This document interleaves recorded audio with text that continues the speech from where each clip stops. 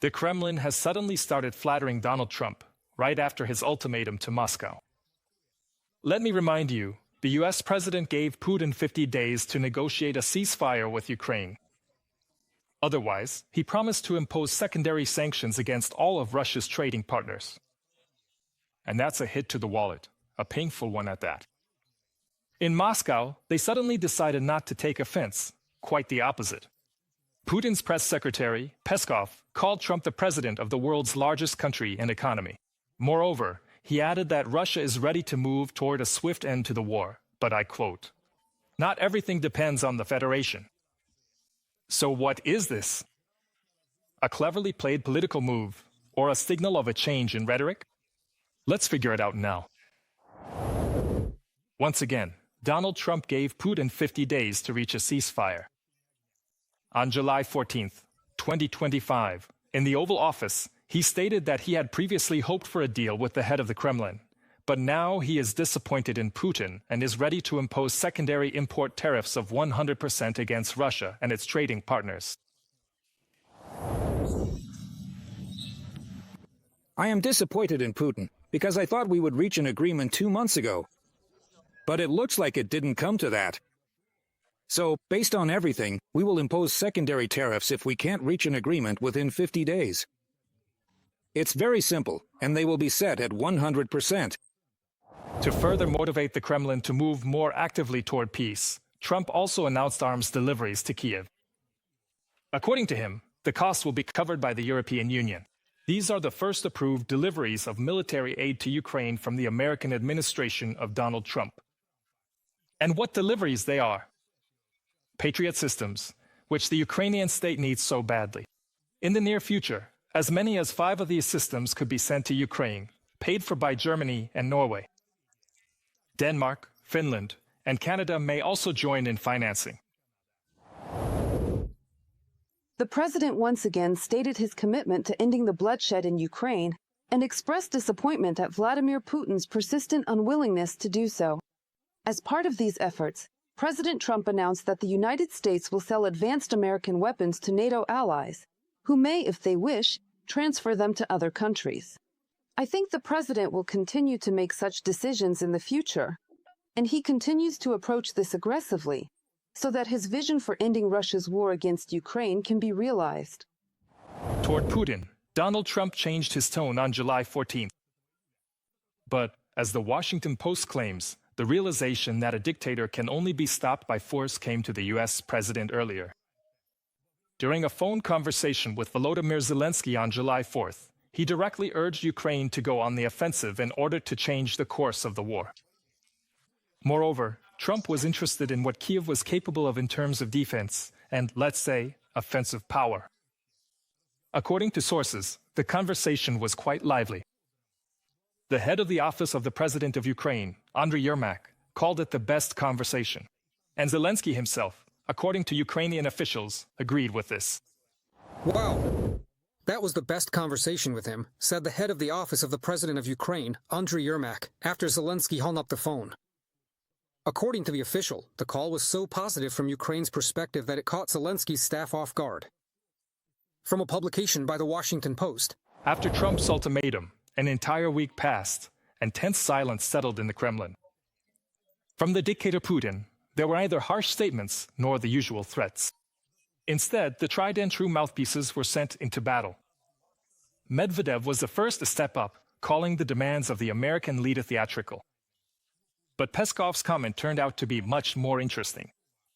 Putin's press secretary unexpectedly stated that Moscow is ready for a third round of negotiations.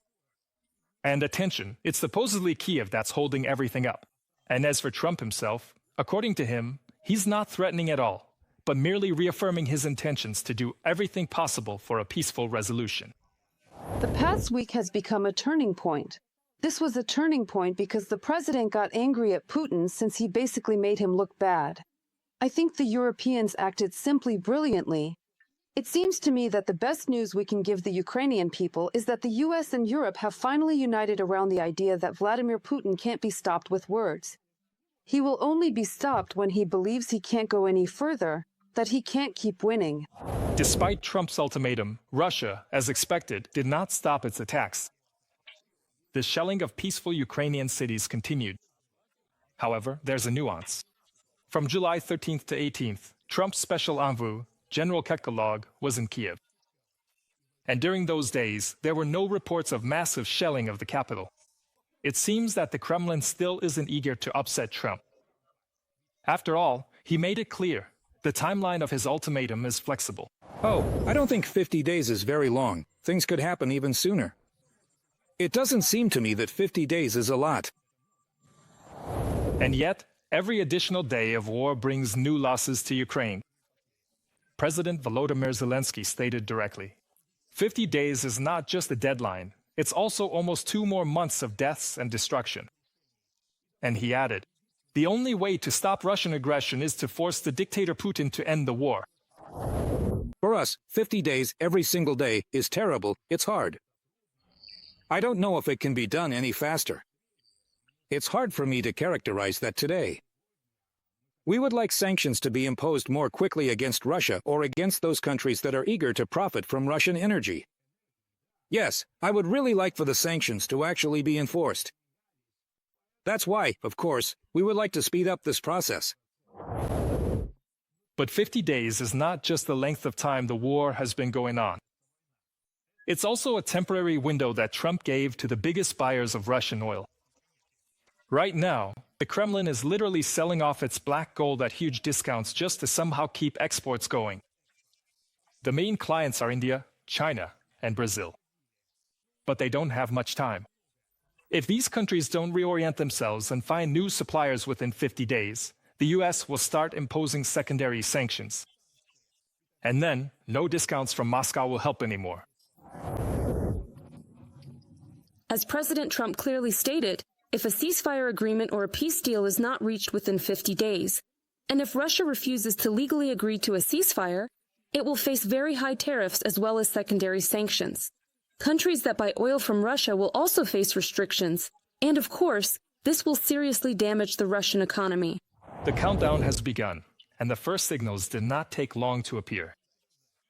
India, which in 2024 was buying 36% of its oil from Moscow, has already stated, if supplies from Russia fall under secondary sanctions, we'll manage without Russia. According to the Indian Minister of Energy, more and more alternatives are appearing on the market. Among the new suppliers, for example, is Guyana, and among the old ones, Brazil and Canada, who are ready to increase their supply volumes. The meaning is clear. Delhi is not going to sacrifice access to Western markets for the sake of Russian oil, even if it comes with a discount. I believe that the price of oil will go down. It will decrease simply because more oil will be available on the international market. More oil is entering the global market from the Western Hemisphere, that is, from countries like Brazil, Guyana, and Canada, which aren't even OPEC members. So my answer is that I'm not worried at all. If something happens, we'll deal with it. A week has passed. The ultimatum was issued, but there was no response from Putin, either on air nor in public. It was as if Trump hadn't made any statements at all. No mention of 50 days, and no threats of sanctions. However, Putin's real weakness isn't his lack of response, but the fact that his partners are starting to turn away from him. India is ready to replace Russian oil, China remains silent, and other countries that were once on the list of friendly nations are simply waiting for the right moment to run away from the Kremlin. Because the reality today is this: either you're with Moscow, or you're with the rest of the world.